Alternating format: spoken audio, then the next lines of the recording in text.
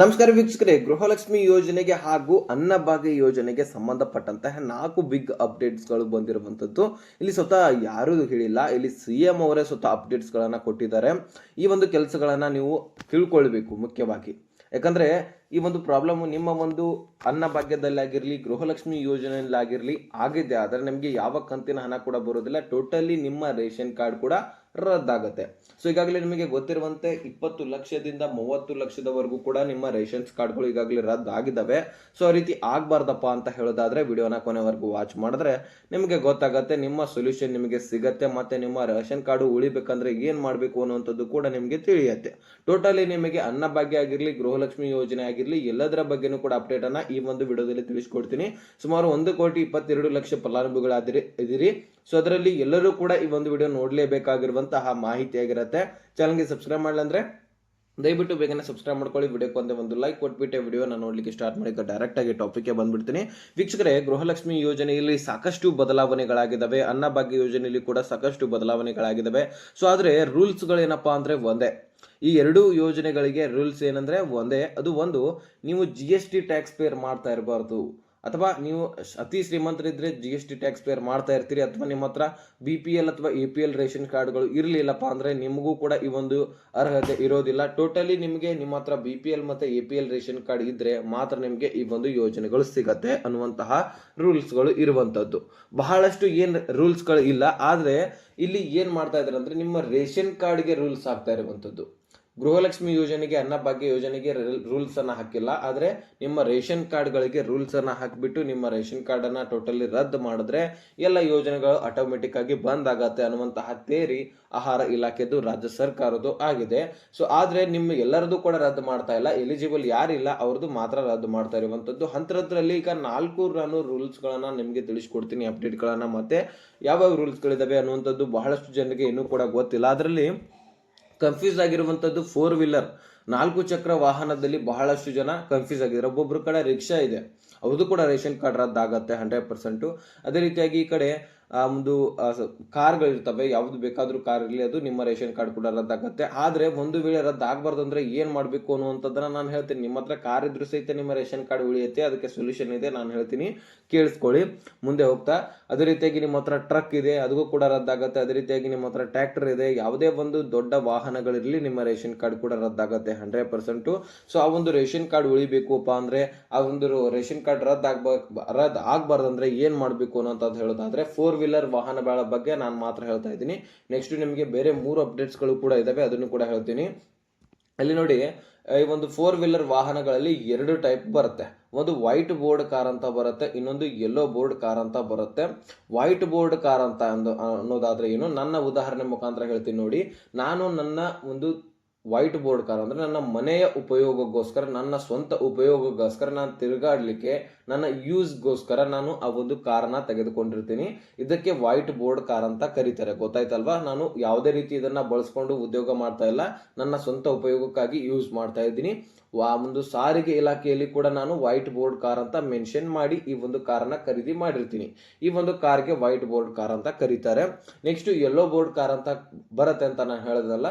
ಈ ಒಂದು yellow board car ಅಂತ ಅನ್ನೋದಾದ್ರೆ ಯಾವುದಪ್ಪ ಅಂದ್ರೆ, ನಾನು ದಿನನಿತ್ಯ ನನ್ನ ಉದ್ಯೋಗಗಳಿಗೋಸ್ಕರ, ನನ್ನ ಜೀವನವನ್ನ ನಡೆಸ್ಕೋದಕ್ಕೋಸ್ಕರ ಈ ಒಂದು ಕಾರನ್ನ ಖರೀದಿ ಮಾಡಿರ್ತೀನಿ. ಅದು EMI ಮುಖಾಂತರ ಅಥವಾ ಅರ್ಧ ಅಮೌಂಟ್ ಕೊಟ್ಟು ಈ ರೀತಿ ಯಾವುದೇ ರೀತಿ ನಾನು ಖರೀದಿ ಮಾಡಿರ್ತೀನಿ. ಸಾರಿಗೆ ಇಲಾಖೆಯಲ್ಲೂ ಕೂಡ ಯೆಲ್ಲೋ ಬೋರ್ಡ್ ಕಾರ್ ಅಂತಾನೆ ಮೆನ್ಷನ್ ಮಾಡಿರ್ತೀನಿ. ಸೊ ಈ ಒಂದು ಕಾರು ನಾನು ದಿನನಿತ್ಯ ನಾನು ಒಂದು ಉದ್ಯೋಗಗಳಿಗೋಸ್ಕರ ಯೂಸ್ ಮಾಡ್ತಾ ಇದೀನಿ, ಅದಕ್ಕೋಸ್ಕರ ನಾನು ಜೀವನವನ್ನ ನಡೆಸ್ತಾ ಇದ್ದೀನಿ, ಅದರ ಮೇಲೆ ಅವಲಂಬನೆಯಾಗಿ ಅಂತ ಹೇಳೋದಾದ್ರೆ ಇದಕ್ಕೆ ಯೆಲ್ಲೋ ಬೋರ್ಡ್ ಕಾರ್ ಅಂತ ಕರೀತಾರೆ. ಈ ರೀತಿನೂ ಕೂಡ ಹೆಚ್ಚಿನ ಪ್ರಮಾಣದಲ್ಲಿ ಜನರು ಇರ್ತೀರ. ಈ ಕಡೆ ವೈಟ್ ಬೋರ್ಡ್ ಕಾರ್ ಅಂತ ಹೇಳ್ಬಿಟ್ಟು ಬಹಳಷ್ಟು ಜನ ಇರ್ತೀರಿ. ಇದಕ್ಕೆ ಡಿಫ್ರೆನ್ಸ್ ಏನಪ್ಪಾ ಅಂದ್ರೆ, ವೈಟ್ ಬೋರ್ಡ್ ಕಾರು ಯಾರು ಸ್ವಂತ ಉಪಯೋಗಕ್ಕಾಗಿ ಯೂಸ್ ಮಾಡ್ತಾ ಇರ್ತೀರಿ, ಸೊ ನಿಮ್ಮ ರೇಷನ್ ಕಾರ್ಡು 100% ರದ್ದಾಗತ್ತೆ. ಅದು ಟ್ರ್ಯಾಕ್ಟರ್ ಇರಲಿ ಅಥವಾ ಟ್ರಕ್ ಇರಲಿ, JCBಗಳಿರಲಿ, ಯಾವುದೇ ದೊಡ್ಡ ವಾಹನಗಳಿರಲಿ. ಈ ಕಡೆ ಯೆಲ್ಲೋ ಬೋರ್ಡ್ ಕಾರ್ ಅಂತ ಬರುತ್ತಲ್ವ, ಇದು ಯೂಸ್ ಮಾಡ್ತಾ ಅಂದ್ರೆ ಈಗ ನಿಮ್ಮ ಉದ್ಯೋಗಗಳಿಗೋಸ್ಕರ ಯೂಸ್ ಯಾವುದೇ ಇರಲಿ, ಅದು ಟ್ರ್ಯಾಕ್ಟರ್ ಮತ್ತೆ ಟ್ರಕ್, ಈ ರೀತಿ ಯಾವುದೇ ವಾಹನಗಳನ್ನ ನೀವು ನಿಮ್ಮ ಒಂದು ಉದ್ಯೋಗಗಳಿಗೋಸ್ಕರ ಯೂಸ್ ಮಾಡ್ತಾ ಇದ್ರೆ ಅದರಲ್ಲಿ ಏನು ಪ್ರಾಬ್ಲಮ್ ಇಲ್ಲ, ಖಂಡಿತವಾಗ್ಲೂ ಅದು ಯೆಲ್ಲೋ ಬೋರ್ಡ್ ಕಾರ್ ಆಗಿರುತ್ತೆ. ಅಲ್ಲಿ ನಿಮಗೆ ರೇಷನ್ ಕಾರ್ಡ್ಗಳು ಉಳಿಯುತ್ತೆ. ಅಲ್ಲಿ ಏನು ಪ್ರಾಬ್ಲಮ್ ಇಲ್ಲ. ಇನ್ನು ಯಾರ್ಯಾರು ಅದರ ಮಾಲೀಕರು ಅದನ್ನ ಖರೀದಿ ಮಾಡಿಕೊಂಡು ಆಳುಗಳಾಗಿ ಬೇರೆಗಳನ್ನ ಇಟ್ಕೊಂಡು ದುಡಿಮೆ ಮಾಡ್ತಿರ್ತೀರಿ, ಸೊ ಅಂತವರು ಏನು ಮುಖ್ಯವಾಗಿ ನೀವು ಸಾರಿಗೆ ಇಲಾಖೆಯಲ್ಲಿ ಮೆನ್ಷನ್ ಮಾಡಿರ್ತೀರಿ ಅದರ ಆಧಾರದ ಮೇಲೆ ಇರತ್ತೆ ನೋಡಿ. ವೈಟ್ ಬೋರ್ಡ್ ಕಾರ್ ಅಂತ ಮೆನ್ಷನ್ ಮಾಡಿದ್ರೆ ನಿಮ್ಮ ಒಂದು ರೇಷನ್ ಕಾರ್ಡ್ ರದ್ದಾಗತ್ತೆ, ಯೆಲ್ಲೋ ಬೋರ್ಡ್ ಕಾರ್ ಅಂತ ಮೆನ್ಷನ್ ಮಾಡಿದ್ರೆ ನಿಮ್ಮ ರೇಷನ್ ಕಾರ್ಡ್ ರದ್ದಾಗೋದಿಲ್ಲ. ಹಾಗಾದ್ರೆ ನೀವು ಕೇಳಬಹುದು, ಆ ರೇಷನ್ ಕಾರ್ಡ್ ರದ್ದು ಮಾಡೋದು ಆಹಾರ ಇಲಾಖೆ, ಸಾರಿಗೆ ಇಲಾಖೆ ಮತ್ತು ವಾಹನಗಳನ್ನ ಸಾರಿಗೆ ಇಲಾಖೆಯಲ್ಲಿ ಇದು ಮಾಡ್ತೀವಿ ಮೆನ್ಷನ್. ಆದ್ರೆ ಆಹಾರ ಇಲಾಖೆಗೆ ಹೇಗೆ ಗೊತ್ತಾಗತ್ತೆ ನಮ್ಮ ಹತ್ರ ಈ ಒಂದು ವಾಹನಗಳಿದಾವಂತ ಅಂತ ಹೇಳೋದಾದ್ರೆ, ಸಾರಿಗೆ ಇಲಾಖೆದಿಂದ ಆಹಾರ ಇಲಾಖೆ ಏನ್ ಮಾಡುತ್ತೆ, ಮಾಹಿತಿಯನ್ನ ಕಲೆಕ್ಟ್ ಮಾಡ್ಕೊಳ್ಳುತ್ತೆ. ಸೊ ಕಲೆಕ್ಟ್ ಮಾಡ್ಕೊಂಡು ನಿಮ್ಮ ಹತ್ರ ಏನಿದೆ ಅನ್ನುವಂಥದ್ದನ್ನ ಎಲ್ಲನೂ ಕೂಡ ಕ್ಲಿಯರಿಟಿ ಪಡ್ಕೊಳ್ಳುತ್ತೆ. ಅದೇ ರೀತಿಯಾಗಿ ವೀಕ್ಷಕರೇ, ಇದ್ರ ಬಗ್ಗೆ ನಾನು ಕ್ಲಿಯರಿಟಿ ಕೊಟ್ಟಿದ್ದೀನಿ. ಕನ್ಫ್ಯೂಷನ್ ಇದ್ರೆ ಡಿಸ್ಕ್ರಿಪ್ಷನ್ ಅಲ್ಲಿ ಇನ್ಸ್ಟಾಗ್ರಾಮ್ ಲಿಂಕ್ ಇರುತ್ತೆ, ಅಲ್ಲಿಂದ ನನಗೆ ಫಾಲೋ ಮಾಡಿ ಮೆಸೇಜ್ ಮಾಡಿದ್ರೆ ನಮಗೆ ಸಪ್ರೇಟ್ ಆಗಿ ಕ್ಲಿಯರಿಟಿ ಕೊಡ್ತೀನಿ. ಈಗ IT ರಿಟರ್ನ್ಸ್ ಮಾಡೋರಂತ ನಿಮ್ಗೆ ಗೊತ್ತಿರುವಂತದ್ದು ಇದೇ, ನಾನು ಹೇಳುವಂತ ಅವಶ್ಯಕತೆ ಇಲ್ಲ, ಪ್ರತಿಯೊಬ್ಬರಿಗೂ ಕೂಡ ಗೊತ್ತಿದೆ. ಯಾಕಂದ್ರೆ ಇದನ್ನ ಆಧಾರದ ಇಟ್ಕೊಂಡು ಬಹಳಷ್ಟು ಜನರ ರೇಷನ್ ಕಾರ್ಡ್ ರದ್ದಾಗಿದ್ದಾವೆ. ಹಳ್ಳಿಯಲ್ಲಿ 3 ಹೆಕ್ಟರ್ ಅಥವಾ ಒಂದು ವನಭೂಮಿ ಆಗಿರ್ಲಿ ಅಥವಾ ನೀರಾವರಿ ಭೂಮಿ ಆಗಿರ್ಲಿ, ಓಕೆನಾ, ಅದು ವನಭೂಮಿ ಆಗಿರ್ಲಿ ಅಥವಾ ನೀರಾವರಿ ಭೂಮಿ ಆಗಿರ್ಲಿ, ಒಟ್ಟಾರೆಯಾಗಿ ನಿಮ್ಮ ಹತ್ರ ಭೂಮಿಗಳಿದ್ರೆ 3 ಹೆಕ್ಟರ್ಗಿಂತ ಹೆಚ್ಚಿನ ಆ ಒಂದು ಭೂಮಿಯ ರೈತರಿಗೆ ಏನ್ ಮಾಡ್ತಾರೆ, ರೇಷನ್ ಕಾರ್ಡ್ ರದ್ದು ಮಾಡ್ತಾರೆ. ಅದಕ್ಕಿಂತ ಕಡಿಮೆ ಏನಾದ್ರೂ ನಿಮ್ಮ ಭೂಮಿಗಳಿದ್ರೆ ನಿಮ್ಮ ರೇಷನ್ ಕಾರ್ಡ್ ರದ್ದಾಗೋದಿಲ್ಲ. ಹಾಗಾದ್ರೆ ಈ ಒಂದು ಮಾಹಿತಿಯನ್ನ ಆಹಾರ ಇಲಾಖೆ ಕಂದಾಯ ಇಲಾಖೆಯಿಂದ ಕಲೆಕ್ಟ್ ಮಾಡ್ಕೊಳ್ಳುತ್ತೆ, ಓಕೆನಾ, ಕಂದಾಯ ಇಲಾಖೆಯಿಂದ ಕಲೆಕ್ಟ್ ಮಾಡ್ಕೊಳ್ಳುತ್ತೆ. ಇನ್ನು ನಗರ ಪ್ರದೇಶಗಳಲ್ಲಿ 1,000 ಚದರ ಮೀಟರ್ ಅಷ್ಟು ಒಂದು ಸ್ವಂತ ಮನೆಯನ್ನ ಹೊಂದಿದ್ದೆ ಆದ್ರೆ, ನೀವು ಸ್ವಂತ ಮನೆಯನ್ನ ಹೊಂದಿರ್ತೀರಿ, ಅಲ್ಲಿ ನೀವು ವಾಸವಾಗಿರಿ ಅಥವಾ ನೀವು ಯಾವ್ದಾದ್ರೂ ಬಾಡಿಗೆ ಏನಾದ್ರೂ ಕೊಡಿ, ಒಟ್ಟಾರೆಯಾಗಿ ನಿಮ್ಮ ಹೆಸರಲ್ಲಿ ಅದು ಮೆನ್ಷನ್ ಆಗಿದ್ರೆ ಅದನ್ನು ಕೂಡ ಕಂದಾಯ ಇಲಾಖೆಯಿಂದ ಮಾಹಿತಿಯನ್ನ ಕಲೆಕ್ಟ್ ಮಾಡಿಕೊಂಡು ನಿಮ್ಮ ರೇಷನ್ ಕಾರ್ಡ್ ಕೂಡ ರದ್ದು ಮಾಡ್ತಾರೆ, ಓಕೆನಾ. ಸೊ ಈ ಒಂದು 3 ರೂಲ್ಸ್ಗಳಾದ್ವು. ಇನ್ನು ಪ್ರತಿ ವರ್ಷನೂ ಕೂಡ ಹೆಚ್ಚಿನ ಪ್ರಮಾಣದಲ್ಲಿ ಗೌರ್ಮೆಂಟ್ ಜಾಬ್ಗಳು ಒಬ್ರದಲ್ಲ ಒಬ್ರದ್ದು ಆಗ್ತಾನೆ ಇರತ್ತೆ, ಹೌದಲ್ವಾ. ಈಗ ಹೋದ ವರ್ಷ 2023ರಲ್ಲಿ 70,000ಕ್ಕಿಂತ ಹೆಚ್ಚಿನ ರೇಷನ್ಸ್ ಕಾರ್ಡ್ಗಳು ರದ್ದಾಗಿದ್ದಾವೆ ನಮ್ಮ ಕರ್ನಾಟಕ ರಾಜ್ಯದಲ್ಲಿ. ಇನ್ನು ಈ ಒಂದು 2024ರಲ್ಲಿ ಎಷ್ಟು ಆದವಪ್ಪ ಅಂತ ಹೇಳೋದಾದ್ರೆ, ಇನ್ನು 25ರಲ್ಲಿ ನಮಗೆ ಅದ್ರ ಬಗ್ಗೆ ಲೇಟೆಸ್ಟ್ ಆಗಿ ಅಪ್ಡೇಟ್ ಸಿಗುತ್ತೆ. ನಾನು ಆ ಒಂದು ಮತ್ತೊಂದು ವಿಡಿಯೋದಲ್ಲಿ ನಾನು ತಿಳಿಸುವಾಗ ನಿಮಗೆ ಕ್ಲಿಯರಿಟಿ ಕೊಡ್ತೀನಿ. ಈ ರೀತಿ ನಿಮಗೆ ಒಂದೊಂದು ಇಲಾಖೆದಿಂದ ಮಾಹಿತಿಯನ್ನ ಆಹಾರ ಇಲಾಖೆ ಕಲೆಕ್ಟ್ ಮಾಡಿಕೊಂಡು ನಿಮ್ಮ ರದ್ದು ಮಾಡ್ತಾ ಇರುವಂತದ್ದು. ಅದನ್ನ ರದ್ದು ಮಾಡಿದ್ರೆ ಇದು ನಿಮಗೆ ಗೃಹಲಕ್ಷ್ಮಿ ಯೋಜನೆಗೂ ಕೂಡ ಹೊಡೆತ ಬೀಳುತ್ತೆ, ಈ ಕಡೆ ಅನ್ನಭಾಗ್ಯ ಯೋಜನೆಗೂ ಕೂಡ ಹೊಡೆತ ಬೀಳುತ್ತೆ.